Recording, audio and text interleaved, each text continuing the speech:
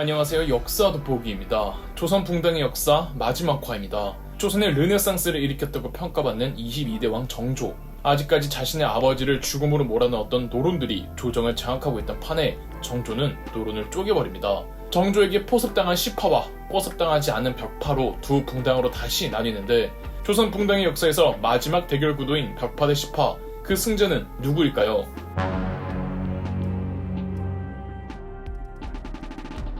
정조는 노론을 쪼개기만 하지 않고 남인이나 소론 계열의 신하들도 적극 등용했습니다. 정조 때의 재상이었던 채제공도 남인 출신이었고요.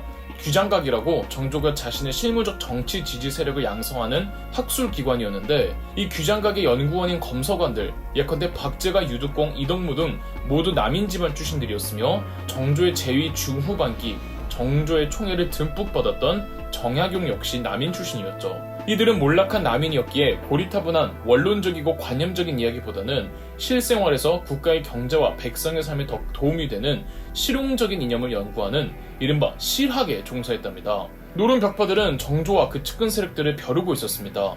그들을 엮어내칠 가장 좋은 명분이 정조 재위 때부터 스멀스멀 조선사회에 퍼지고 있던 천주교였습니다.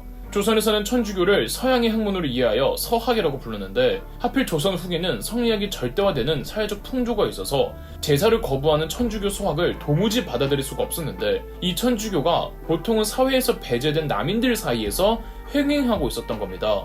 그렇다면 정조는 서학에 대해 어떤 입장이었을까요? 우선 자신의 측근들인 남인들은 굳이 따지면 서학과 다 연관되어 있어서 무작정 탄압할 수는 없었습니다.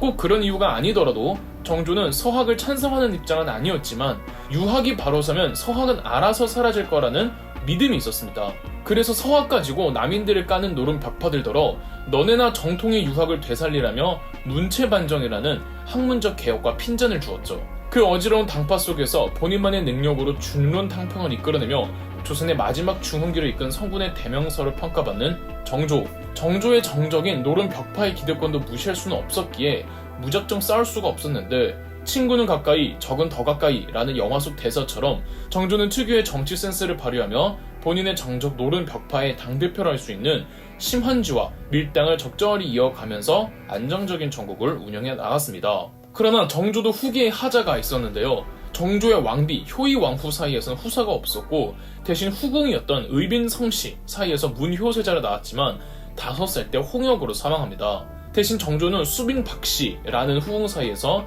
재위 14년째였던 1790년 아들을 낳고, 아이가 11살의 나이였던 1800년에 세자로 책봉을 합니다만, 정조가 늦은 나이에 낳은 늦둥이라 정조와 나이 차이가 많이 났고, 하필이면 세자로 책봉한 그 해에 정조가 사망합니다.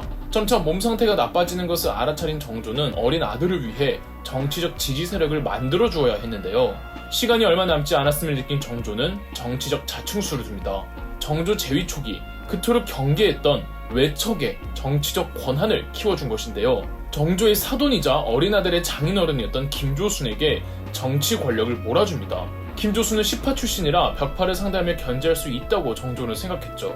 그렇게 1800년 정조사 후 11살의 아들이 순조로 즉위하였고, 외척으로 김조순이 이끄는 시파와 심헌지가 이끄는 벽파의 갈등이 충돌합니다. 그렇지만 순조의 나이가 어렸던지라 순조의 증조 할머니이자 정조에게는 자기랑 10살도 차이가 안 나는 할머니 정순왕후 김씨가 있었는데, 정순왕후 김씨가 순조 재위 초반에 섭정을 맡게 됩니다.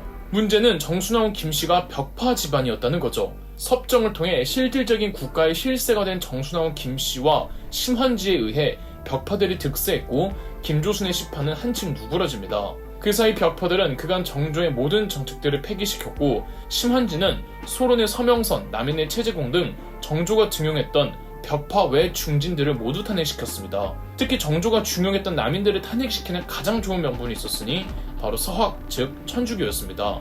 당시 남인들은 어떻게든 천주교와 연관이 되어 있었고, 순조 1년이었던 1801년 신유박해라고 천주교 신자들을 대거 탄압하며 정조가 육성해두었던 남인들이 깡그리 숙청되고 말았습니다.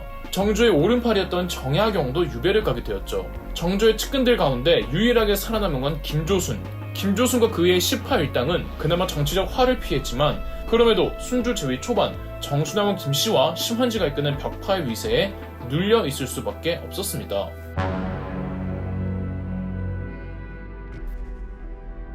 그런데 벽파가 집권할 수 있는 명분은 정순왕후 김씨가 섭정을 하고 있어서였습니다. 정순왕후 김씨의 섭정 기간 중 심한지가 죽습니다. 좋은 정치적 파트너를 잃은 정순왕후는 2년 후 공식적으로 수렴청정을 중단하고 순조의 친정을 선언했습니다. 정순왕후 김씨를 아주 악독한 악녀로 알고 계시는데 물론 그녀에 의해 희생되고 풍비박산난 가문들이 있기는 하지만 정조사 후 벽파가 집권했을 때 이전에 그 치열하고 매서웠던 붕당 간의 핏빛 정치 보복 사건들에 비하면 그다지 보복의 수위가 강하지는 않았습니다. 정순왕후 스스로는 전국의 안정에 나름 이바지했다고 자칭했을 겁니다. 그래서 그녀 역시 순순히 수렴청정을 거두었고 물러나면서도 18호부터 큰 반격이 있으리라고는 생각을 안 했죠. 하지만 심한지도 없고 정순왕후도 물러난 상황에서 김조순은 빠르게 조정의 요직을 10파 인사들로 교체했습니다. 국왕 순조도 아버지의 뜻에 따라 자신을 보호해준다고 생각한 김조순을 따랐죠. 예상 외의 반격에 당황한 정순왕후는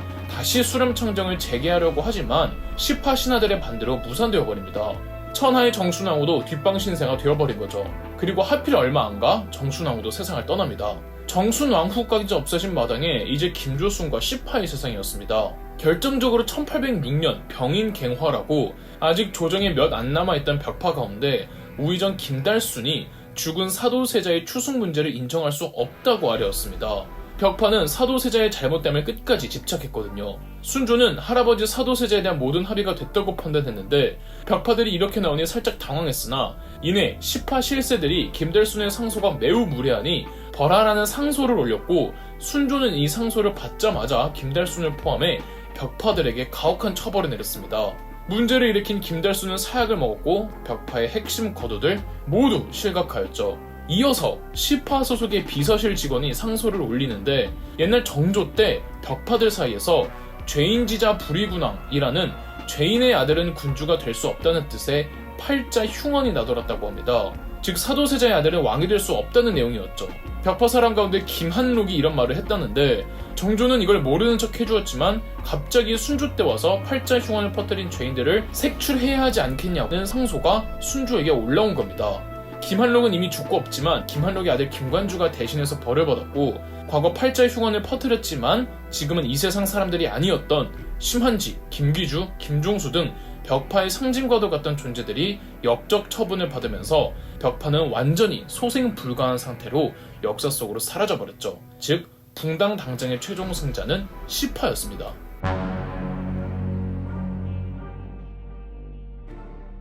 이제 세상은 김조순의 것이었습니다. 막강한 권세를 누렸던 김조순이었지만 순조는 김조순을 매우 의지했습니다. 일단 자신의 장인어른이고 순조가 갓 즉위하고 정순왕후와 벽파들로부터 박해를 받을 때도 김조순이라는 버팀목이 있던 게 큰 위안이 되었죠. 김조순 자체는 정조가 능력을 알아볼 정도로 타협을 할 줄 알고 선을 넘지 않은 현실 감각도 나름 뛰어났습니다.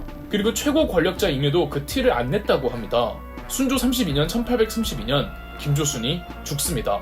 김조순의 죽음에 순조는 매우 애통해했다고 합니다. 문제는 김조순의 일가 친척들이었습니다. 김조순 사후 김조순의 아들들과 그 일가 친척들이 김조순이라는 브레이크를 잃고 권력을 남용하며 횡포를 부립니다. 그 집안이 어디냐? 바로 안동 김씨였습니다. 김조순에 의해 기나긴 붕당의 역사는 끝이 났지만 김조순부터 이젠 붕당이 아닌 특정 가문의 조정을 쥐고 흔드는 세도 정치기가 시작되었습니다. 그래서 나중에 흥선대원이 집권하기 전까지 약 60년간 조선은 세도 정치의 그림자 속에서 신음하고 무너지고 피폐해지고 황폐해져 갑니다. 세도 정치에 썩고 고인 그 결과물은 고종 때에 조선이 맥없이 제국주의 국가들에게 휘둘리는 사태로 나타났죠. 이렇게 기나긴 붕당의 역사 총정리 시청해주셔서 감사합니다. 그럼 역사 돋보기였습니다. 영상 재미있으셨다면 구독과 좋아요, 알림 설정까지 해주시면 감사드리겠습니다.